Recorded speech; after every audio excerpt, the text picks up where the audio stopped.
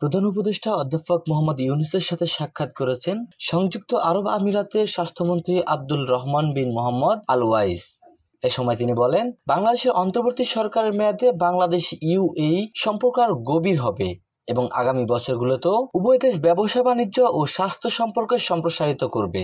Dubai world government সামিটের ফাঁকে দেখা হয় মোহাম্মদ ইউনূস ও আব্দুল রহমান বিন মোহাম্মদ আল ওয়াইসের। সম্মেলনে যোগ দেওয়ার জন্য প্রধান উপদেষ্টাকে ধন্যবাদ জানিয়ে আমিরাতের মন্ত্রী বলেন, আমরা আপনার মতো মানুষদের কাছ থেকেই শিখি। ডব্লিউজিএ সারা বিশ্ব থেকে আসা লোকদের অভিজ্ঞতা থেকে শিখছে। বাংলাদেশের ইতিহাসের এক গুরুত্বপূর্ণ মুহূর্তে নেতৃত্ব দেওয়ার জন্য প্রধান উপদেষ্টাকে শুভেচ্ছাও জানান তিনি আশা প্রকাশ করেন যে অন্তর্বর্তী সরকারের মেয়াদ বাংলাদেশ ইউএই সম্পর্ক আরও গভীর হবে এবং আগামী বছরগুলোতে উভয় দেশ বাণিজ্য, ব্যবসা ও স্বাস্থ্য সম্পর্ক সম্প্রসারিত করবে। প্রধান উপদেষ্টা অধ্যাপক মোহাম্মদ ইউনূস বলেন, তিনি স্বাস্থ্য ব্যবস্থা এবং বড় রোগ প্রতিরোধে সংযুক্ত আরব আমিরাতের অগ্রগতি দেখে মুগ্ধ। তিনি 1 মিলিয়নেরও বেশি বাংলাদেশিকে কাজের সুযোগ দেওয়ার জন্য সংযুক্ত আরব আমিরাতকে ধন্যবাদ জানান।